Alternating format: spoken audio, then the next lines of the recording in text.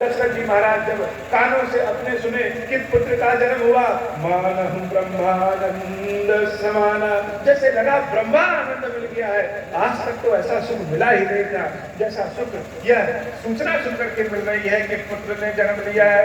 परम प्रेम मन पुलक शरीरा, भगवान शंकर का बार बार वंदना करने लगे, शरीर पुलकित हो गया कि हे प्रभु, हे गिरीश्वर महादेव, आपके आशीर्वाद से हमको राम प्रकट हुए हैं, आपके आशीर्वाद से पुत्र पैदा हुआ है। चाहत उठन करत मति धीरा, और सोचते सोचते महाराज दशरथ जैसे बड़े राजा, जिनका सिंहासन सोने का, पलंग सोने का हुआ करता था, वह धरती पर बैठ जाते, चाहे पिता कितना भी बड़ा क्यों ना हो।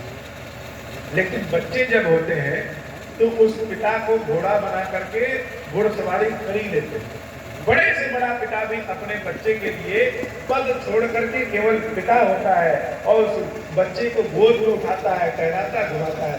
महाराज दशरथ ने जब यह सुख प्राप्त किया तो वह ब्रह्मा लीन में हो गए और धरती पे बैठ गए, और धरती पे बैठ करके कह रहे हैं, जाकर नाम सुनत शुभ होई, मोरे गृह आवा प्रभु सोई।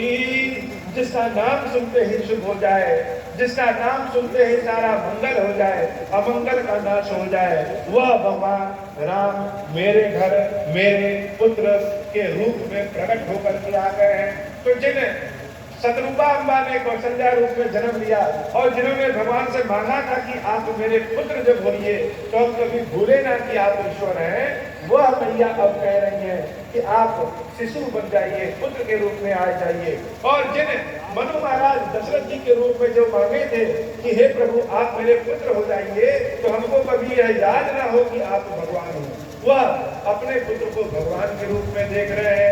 चारों ओर आनंद ही आनंद होने लगा, और जब आनंद ही आनंद होने लगा, धीरे धीरे यह खबर चारों ओर फैल गई। जहां जहां यह समाचार गया वहां वहां सारे लोग आनंदित हो गए।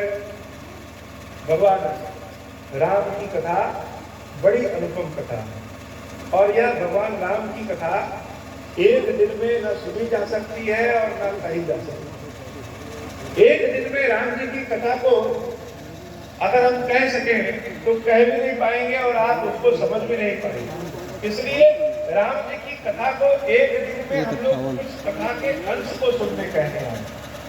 अब यह कथा इतनी पावनी है कि अगर इस कथा का एक अंश भी हमारे कान में गया तो निश्चित रूप से जानेंगे कि हम सबका जीवन भाग्य धन्य हो गया है।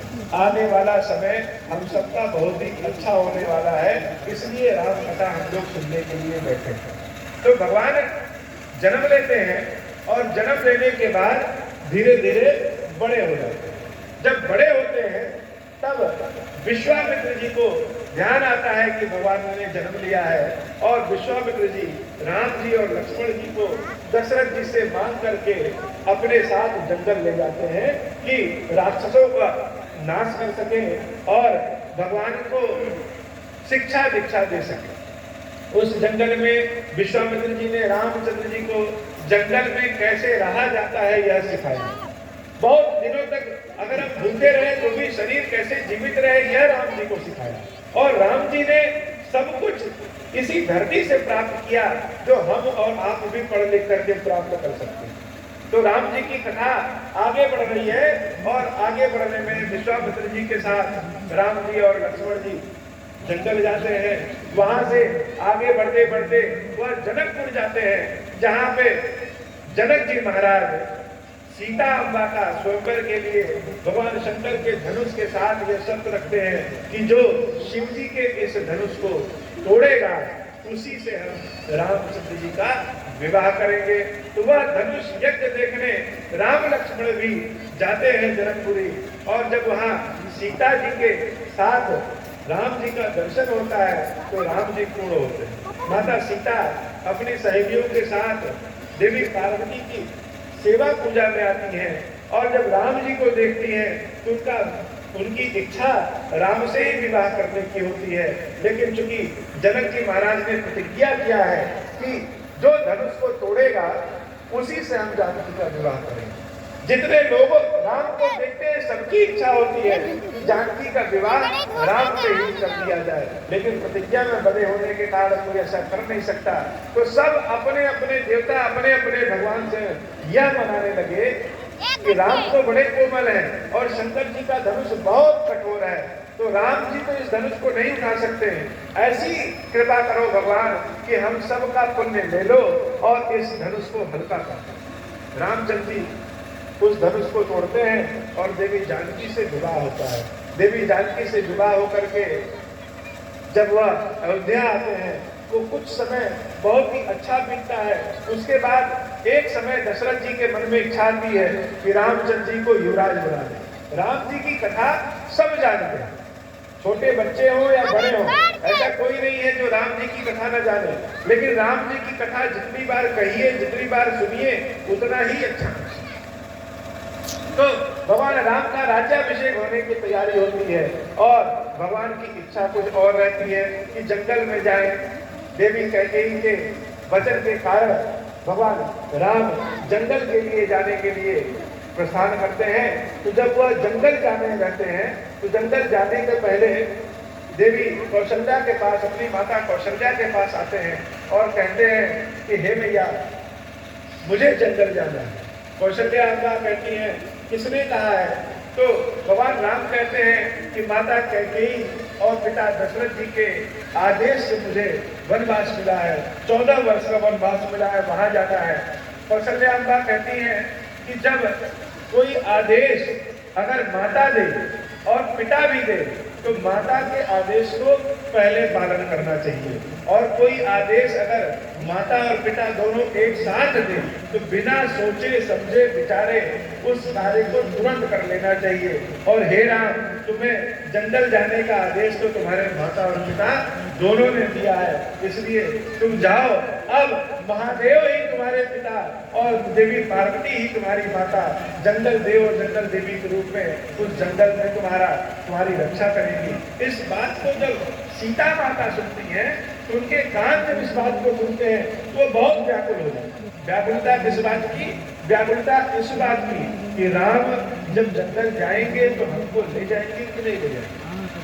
माता व्याकुलता में पलंग से उतर करके नीचे बैठ जाती है, और जब नीचे बैठती है तो अपने पैर को जमीन पे रगड़ती रहती है। जब पैर को जमीन पे रगड़ती है उस रगड़ने के स्पंदन से जो उन्होंने अपने पैर में पायल पहन रखा है वो पायल आपस में बात करते हैं कि लगता है जानकी का साथ अब छूटने वाला है, लग रहा है जानकी जंगल जाएंगी तो हम सबको छोड़ के चली जाएंगी। देवी जानकी मर्यादा में कहती है प्रभु से कि हे प्रभु हमको मिले चलो। भगवान राम कहते हैं हे देवी तुम यहीं रहो, क्योंकि बहू का कर्तव्य है अपने सास ससुर की सेवा करना, और जब हम नहीं रहेंगे तो तुम अपने सास ससुर की सेवा करना। जब मेरी माँ को मेरी याद आएगी, मेरे पिता को मेरी याद आएगी तो तुम मेरी बातें करके उनके मन को बहलाना। माता सीता मानने के लिए तैयार नहीं है, कहती है हे प्रभु सुख हो या दुख हो, सुख हो या दुख हो, पाप हो या पुण्य हो, जो भी रहेगा वह आपके साथ रहेगा, इसलिए हम रोकेंगे नहीं। और माता सीता भी अंत में जाने के लिए तैयार हो जाते हैं। भगवान के साथ लक्ष्मण भैया भी तैयार हो जाते हैं और तीनों जंगल चले जाते हैं। यह कथा हम सब जानते हैं, लेकिन कथा बताने के पीछे तात्पर्य यह है कि जिस भगवान के पास सारे सुख रहते हैं उनके समय में भी उनके पास भी दुख आ जाता है, और जब दुख आ जाता है तो भगवान दुख में हम कैसे जिए और सुख में हमारा व्यवहार कैसा होना चाहिए यह राम जी अपने व्यवहार से बताते हैं। भगवान जंगल जब चले जाते हैं वहां चित्रकूट में उनका वास होता है, और जिस जगह उनका वास होता है उस जगह चारों ओर लोग बस जाते हैं। जैसे देवी जी का मंदिर यहाँ से चारों ओर लोग बस गए हैं, वैसे रामचंद्र जी का जहाँ निवास होता है उनके चारों ओर सारे ऋषि महर्षि आकर के बस गए हैं कि स्वयं ईश्वर राम के रूप में अवतार लिए।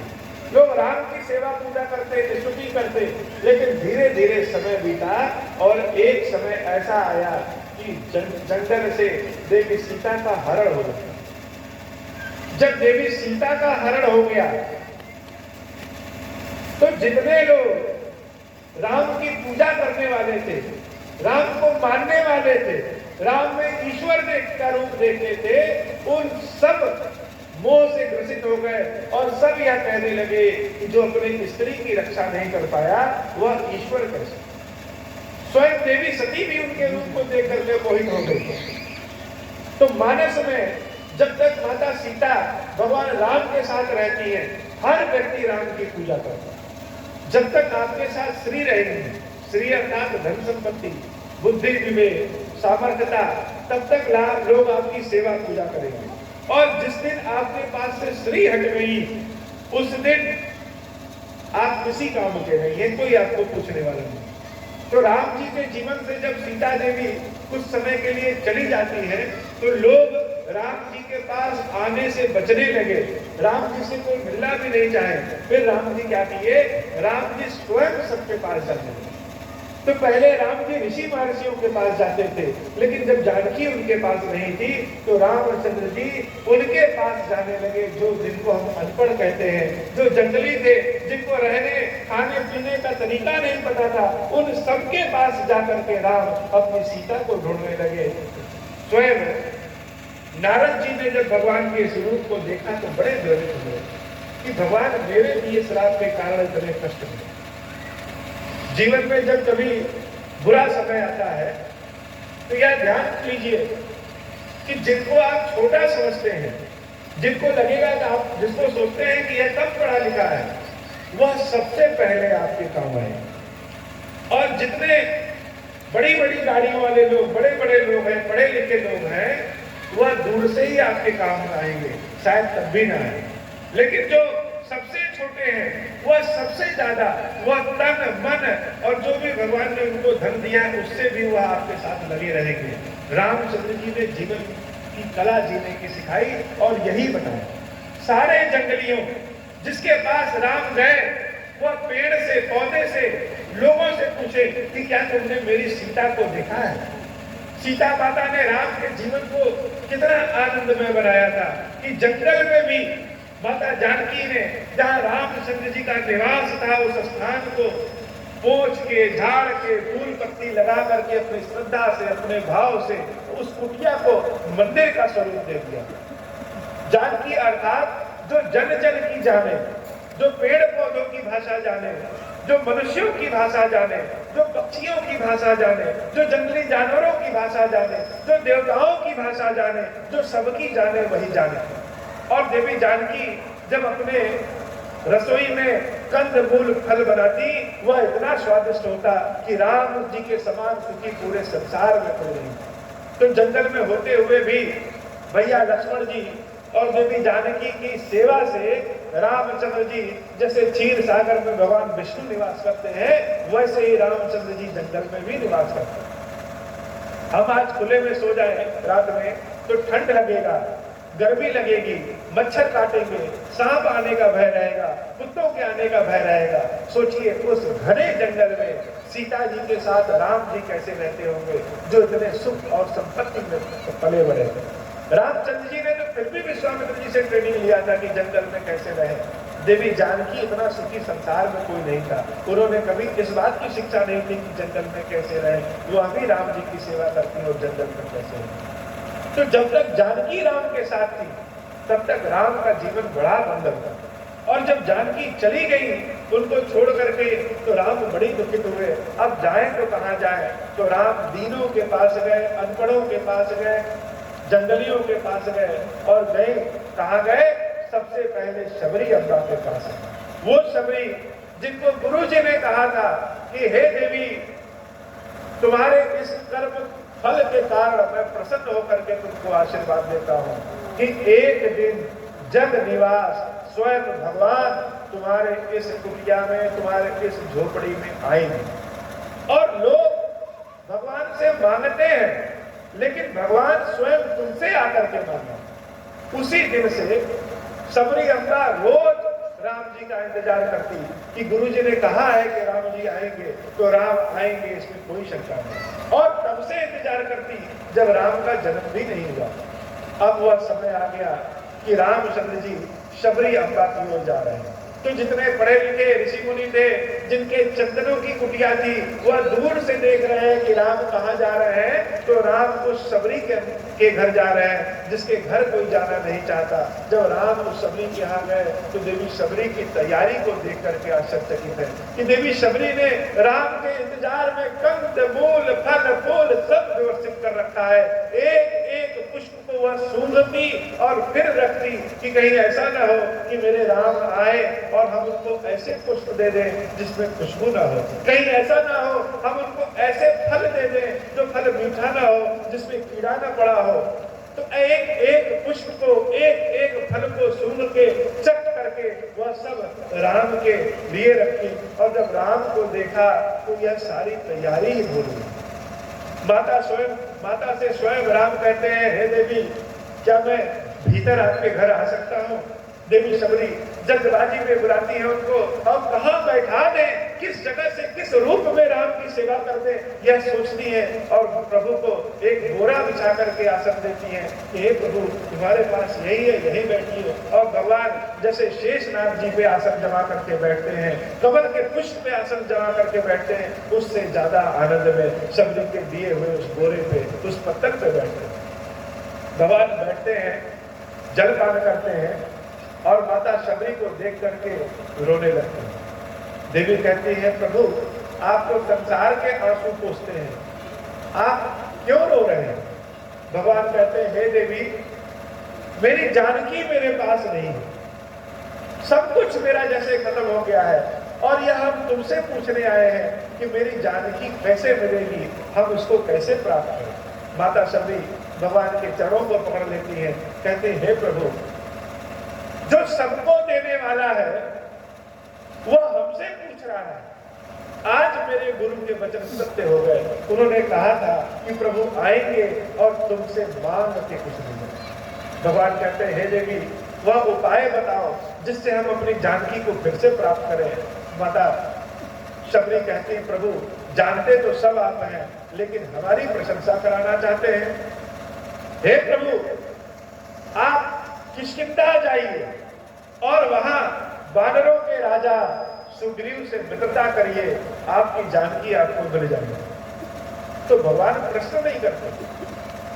हम किसी से सलाह लें और हमसे कम पढ़ा लिखा कर कोई सलाह दे तो हम उसकी सलाह को मानेंगे नहीं, प्रश्न करेंगे, यह कैसे? भगवान प्रश्न नहीं करते।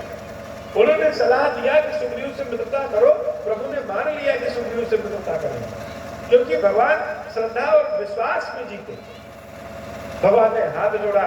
देवी सबरी ने कहा, प्रभु इन आंखों से जब आपके दर्शन हो गए, अब इन आंखों को और कुछ देखने की इच्छा रहने देंगे।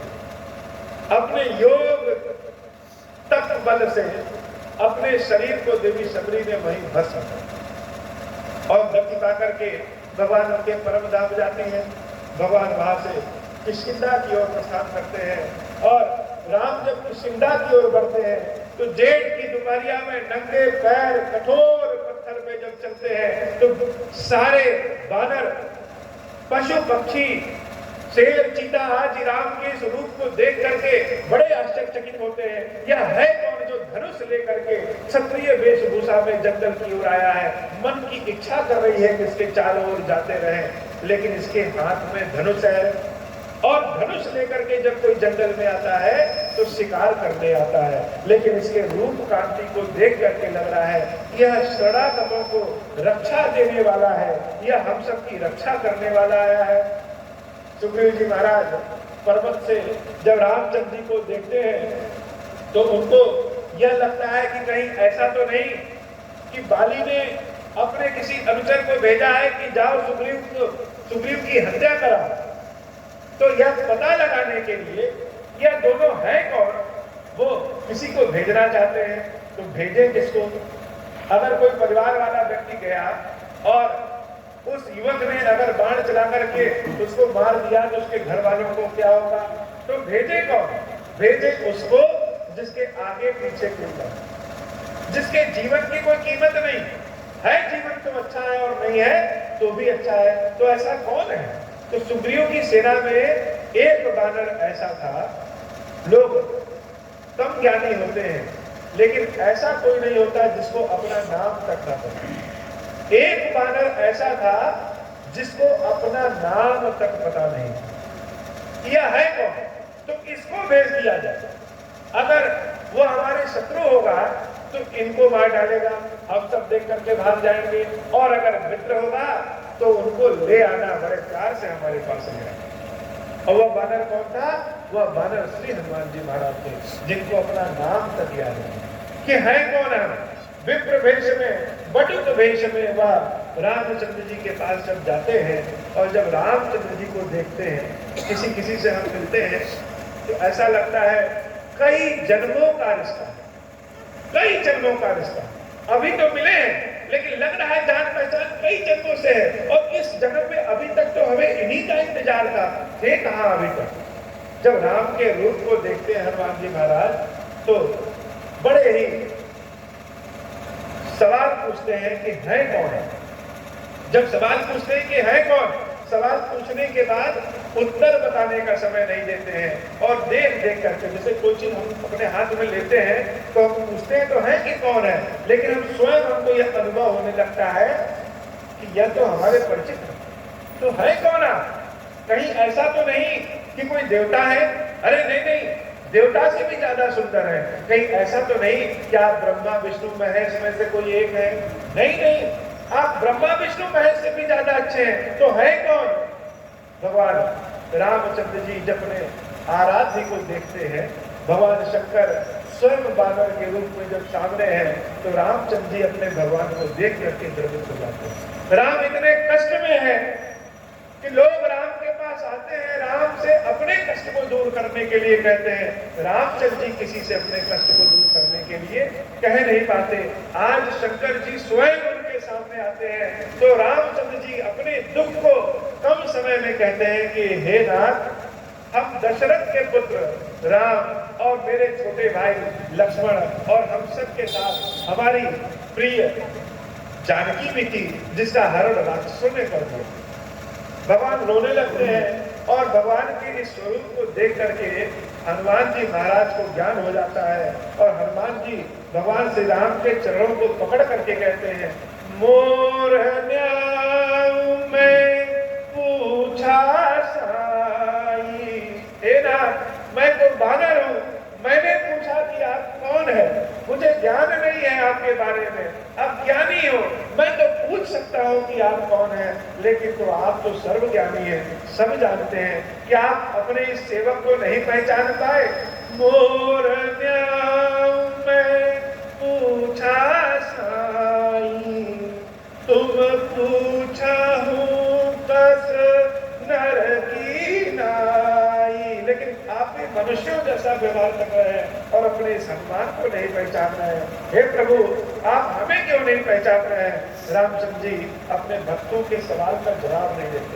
भक्त अपने भगवान के बल में कूदते, जैसे एक पुत्र को बढ़िया भोजन न मिले और भूख लगी हो तो अपनी माँ से लड़ सकता है कि हमें बढ़िया भोजन दो और अच्छा दो। ऐसे ही भक्त भी अपने भगवान से लड़ देता है।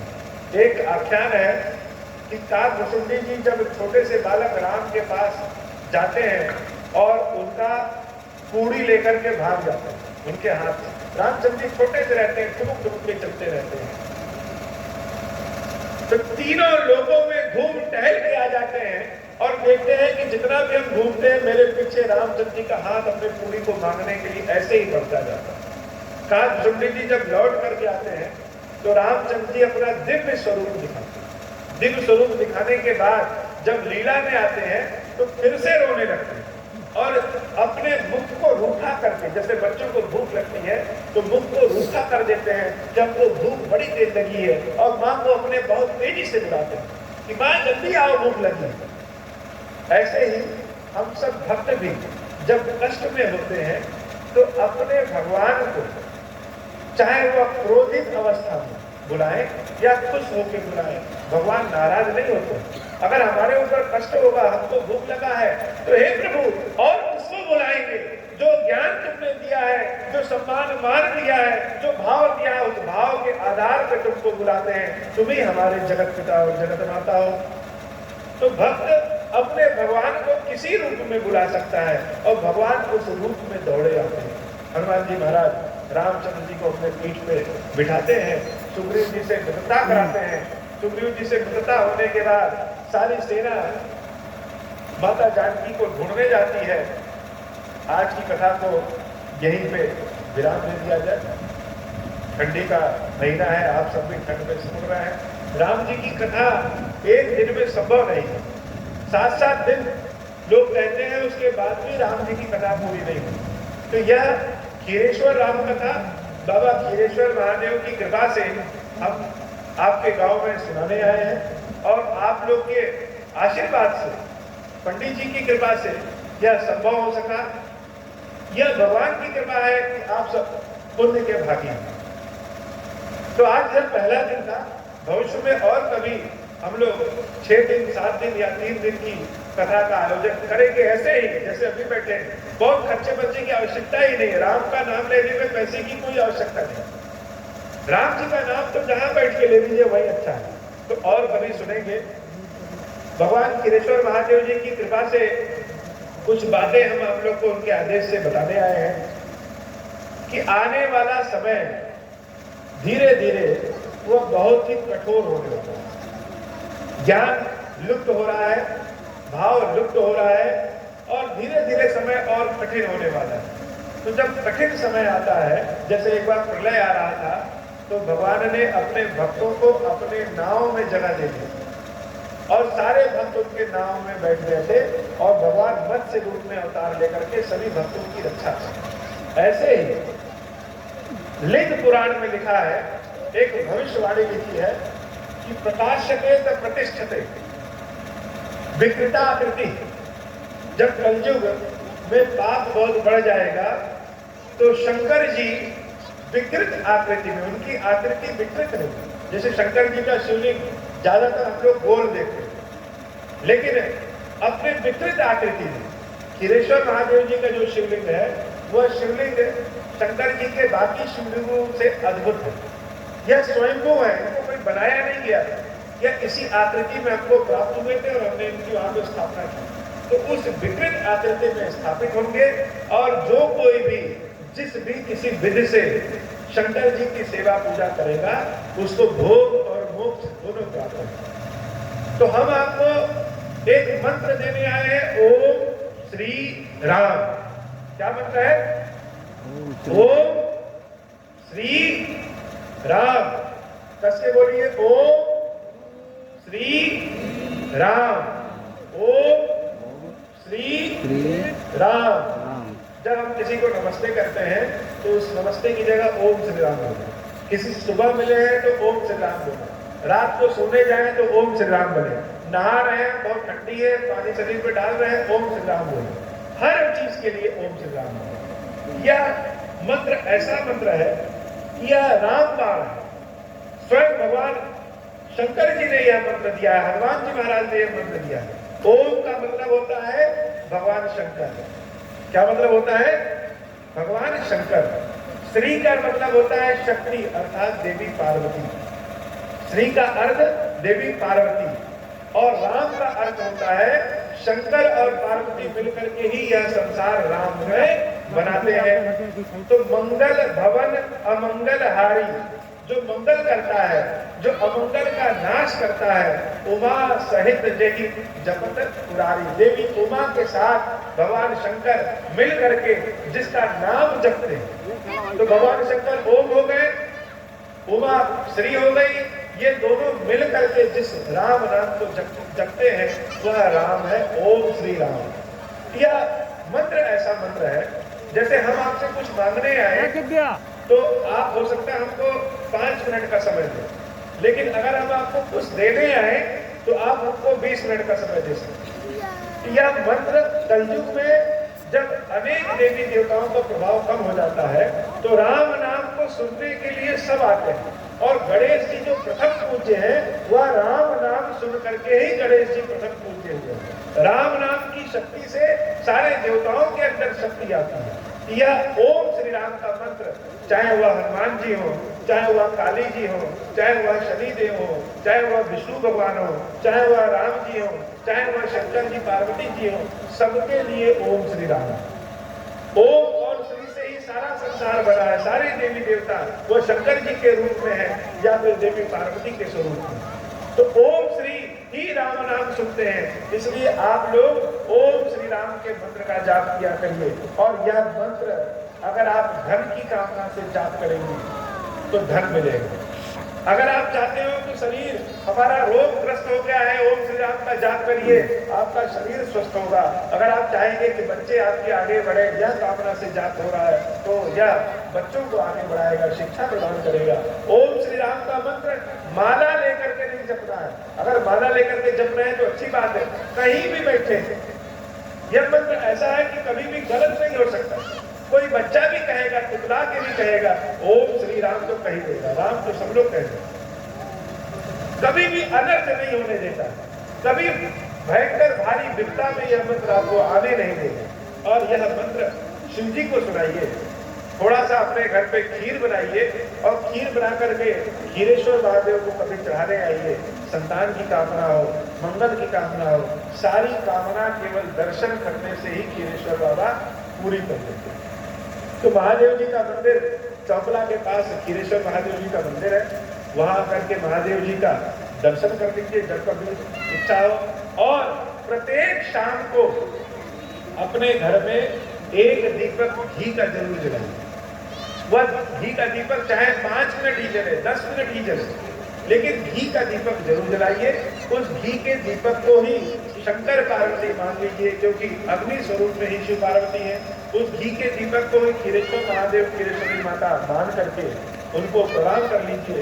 वही आपके खीरेश्वर महादेव आपकी मंगल कामना करेंगे। और एक उनको खुश करने के लिए प्रार्थना है जो हम पढ़ेंगे, वह हमारे पीछे आप लोग बोलिएगा। हे भगवान शंकर, आप ऋण पातक दुर्भाग्य दरिद्रता आदि की निवृत्ति के लिए तथा संपूर्ण पापों का नाश करने के लिए मुझ पर प्रसन्न होइए। मैं दुख और शोक की आग में जल रहा हूँ। संसार भय से पीड़ित हूँ। अनेक प्रकार के रोगों से व्याकुल और दीन हूँ। खीरेश्वर मेरी रक्षा कीजिए। देव देवेश्वर सबको निर्भय कर देने वाले महादेव जी आप यहाँ पधारिए और मेरी की हुई इस पूजा को पार्वती जी के साथ ग्रहण कीजिए। मेरा मंगल करिए। शाम को दीपक जलाइए और इसी प्रार्थना को पढ़ें। हिंदी में प्रार्थना है, 10 बार पढ़ेंगे तो याद हो जाए। बस इतने करना और कुछ नहीं करना। तो हम आपसे आग्रह कर रहे हैं, पहली चीज ओम श्री राम का मंत्र जाप करिए हर जगह। यह माता जी का मंदिर है, यह माता जी ओम श्री राम का जाप बड़े चाव से सुनती, बहुत आराम से सुनती। ओम श्री राम का मंत्र उठते बैठते कहते जब भी जैसे अवस्था में आप रहिए, कोई दिक्कत नहीं, कोई शुद्ध अशुद्धि नहीं है, हर समय शुद्ध है। और दूसरा, एक दीपक घी का अपने घर में जलाइए और यह प्रार्थना कर लीजिए। वह दीपक ही खीरेश्वर महादेव है, वह सब मंगलों की कामना करते हुए आपके घर को खुशहाली से भर देंगे। तो जिनके पास मोबाइल हो, इस मंत्र की फोटो खींच सकते हैं अपने मोबाइल में, और जिसके पास न हो वह मंदिर आकर के इस मंत्र को प्राप्त कर सकते हैं, इस प्रार्थना को। तो क्या आग्रह है हमारा? पहला क्या करना है? ओम श्री राम। 10 के बोलिए, सुनाई नहीं दे रहा है। ओम श्री राम। और दूसरा क्या करना है? दीपक जलाना है और दीपक के साथ प्रार्थना। जैसे हम बच्चे का एडमिशन स्कूल में करा देते हैं, उसके बाद वो धीरे धीरे खुद ही अक्षर का ज्ञान, व्याकरण का ज्ञान